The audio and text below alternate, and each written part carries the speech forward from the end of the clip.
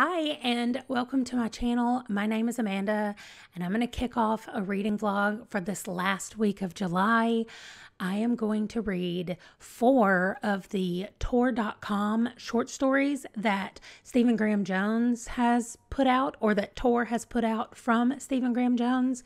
So all of these are on Kindle, and I think they're all 99 cents or $1.99. I will figure it out and let you know when I'll put it on the screen when I put the books up there. So the first one I'm reading is chapter 6, which apparently is a zombie book based on that cover.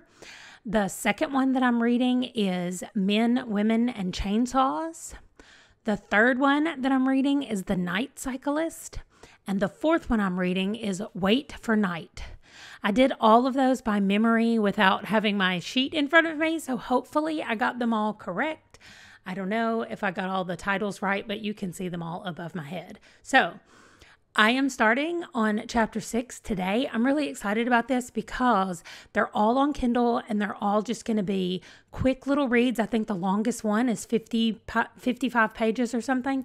And so this is just going to ease me into the end of July and get ready to kick off August with my giant TBR that you saw in that video. So that is it. That is where I am, and I am excited to read some more Stephen Graham Jones. These are 4 short stories that I haven't read at all before, so I'm excited. It's been a long time since I've filmed in the car, but I just finished. I'm sitting here waiting for my child to finish grocery shopping, and so I finished reading chapter 6, and this book is so messed up. I mean, this story, number one, this is a great introduction to Stephen Graham Jones, I think. Like, it's got a lot of the stuff that he likes to do. It's quite analytical, but also at the same time, it's super gory. And then there's always a little twist. And so I think this has everything in its like 25 pages. He does such a good job of writing really short works that feel longer than they are. Anyway, first of all, this also did not have an author's note in my Kindle version, and I'm sad about it because that's one of the things that I love about Stephen Graham Jones is that he always has like his comments about where he got the idea or where he wrote it, just something about it, and he didn't have anything. Anyway, chapter 6 is the chapter in a dissertation that this guy has been writing in school, and he and his professor we're hearing from their point of view as they are using their anthropology degrees to track a zombie horde. And so something has happened, some event that created these zombies, and they are tracking them and monitoring them, and what they're saying is, like, this is the next evolution of humanity, or this is, like, the only thing that hunts humans, right? So, like, as evolution was happening and humans became the top of the food chain, or they were the top of the food chain, they didn't have any predators. And so they lost all of their prey mentality, or we did. We just lost our ability to be prey. All of the things that come along with that, because we didn't have to have that anymore. And so he's discussing, the doctor was like, or the professor was like, you know, in chapter 2, you were wrong when you said that humans did this because of this. Like, watch what we're doing, see what we're doing now that we're the ones that are being hunted, and what changes come about and how we move from who we were to who we now become in this new world. It was just, I mean, I thought that it was fascinating. It's a great, like, thought experiment anyway, to just sit and think like, oh, what would happen if you were no longer the top of the food chain and you were being hunted? So I just think it's cool. Of course, it's disgusting, and there is that little twist that he always puts in there, but I thought that it was great, and I'm excited about the next 3 that I'm going to read. So I'm going to sit here. I'm not starting the next one yet. I'm reading another book that I'll talk about it at the end of the month wrap up, but I'm going to read that while I'm sitting here waiting, and then we'll be going home, and then I'll read some more. I'll probably start the next book tonight. Well, I came to sit down at my husband's desk. This is his place, his desk. Anyway, just because I just finished The Night Cyclist, and I wanted to talk about it. So it was really good, but it was another one of those where there were moments where I was like, what is going on? Like, where all of a sudden there's a stranger in somebody's apartment and he's just cool with it. Like, okay, there's a man who likes to ride his bicycle around Colorado. He's actually a chef, and he lives by himself because he just broke up with his girlfriend. And he's riding his bike down a not easily ridden path, I guess, and sees some dead bodies. And he just leaves, and he's like, somebody else will report them.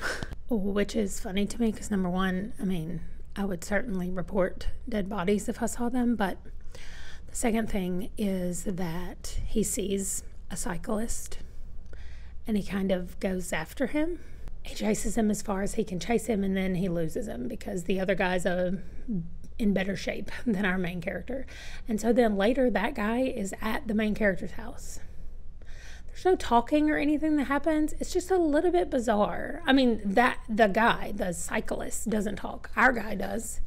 So, I don't know. It was really weird. I had to take myself really out of reality. Although, I mean, I feel like I have to do that all the time. But this one I did not like as much as the one before. But I really didn't pre-rank them because I didn't know anything except the titles. So right now, The Night Cyclist is in second place. We'll see. Men, Women, and Chainsaws is next.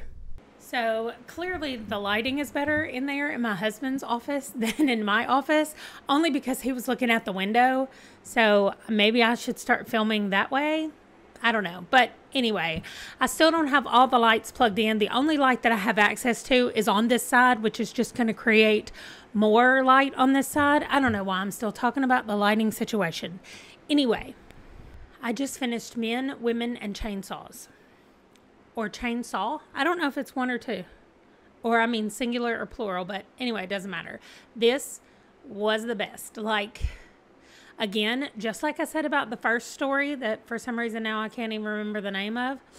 What I said about it, which was, it is, for me, Stephen Graham Jones. Like, you start out with your narrator, your character telling you the story, and then ultimately that character has a twist of some kind that we don't know.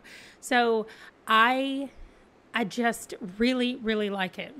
I like that twist. And I realized as I was reading this book, the reason I like those so much is because that's how I write. Like when I'm writing a story, that's how I do my story. I put those twists in there for the main characters. And I always felt like that was weird because I didn't read a lot of other people that did that. Probably because I didn't read a lot of horror and didn't realize that what I was writing was actually like a psychological horror kind of book. And so anyway, I think that's why Stephen Graham Jones just clicks with me so much, is because he writes the way I want to write. Anyway, Men, Women, and Chainsaws. It's about a girl who falls in love with a boy and they get engaged, and he's working offshore, like on an oil rig, and breaks up with her long distance. And things happen from there. So that is all of that one. And I can't tell you anything about what's going on. It's fantastic, though. If you're a car person, this involves a car that I think you would find very interesting. If you are a horror person, this is fantastically up your alley as well. They reference the Halloween movies in here and Michael Myers and stuff. It doesn't really have anything to do with them, but they are referenced. Anyway, I'm down to one story, Wait for Night. And it's the shortest one. It's 22 pages. So I may still be wearing these same clothes when I finish reading that book, but probably I won't finish it until tomorrow because I got a lot of stuff today. So I will check back in probably tomorrow when I finish Wait for Night and close this thing out. Oh, Men, Women, and Chainsaws. I'm bumping it up to number 1.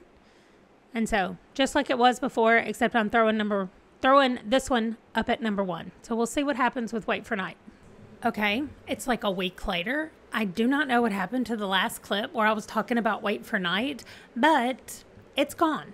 I checked my phone in case I filmed it on there. I checked this computer because I thought that's where I filmed it, and it's gone. Anyway, Wait for Night is a very cool story about a guy who is working on a crew that is transplanting. Well, they're trying to, okay. It's about a guy working on a crew, and they are doing some kind of work in this ditch area where they're clearing out the trees that the crew in front of them have had to like knock down or cut down, and they're trying to get them out of their way for whatever they're doing. Maybe it's a highway expansion. I have no idea, but all that matters is there is another member of the crew who stays late, and our guy stays late, and then his car won't start. And so he gets up there and he finds something while he's down in the ditch work area because he's going to go get a battery to jump start his car. Anyway, the other work crew guy that stayed late also has some secrets that our main character discovers that relates to the stuff that he found while he was down in the ditch. There's a whole lot of stuff that I can't tell you about this, but it was a really good book. I really liked it, and it did bump up. So my final 1, 2, 3, 4 rating was Men, Women, and Chainsaws, Chapter 6, Wait for Night, and The Night Cyclist. That's the way that I liked them, but I liked them all. I mean, come on, it's Stephen Graham Jones. I will be back in a few days with another video, and I will see you guys then. Let me know if you read any of these. I want to know what you thought about them because there's a couple of things that I can't say here that I want to talk about. So I'll talk to you down in the comments. Bye.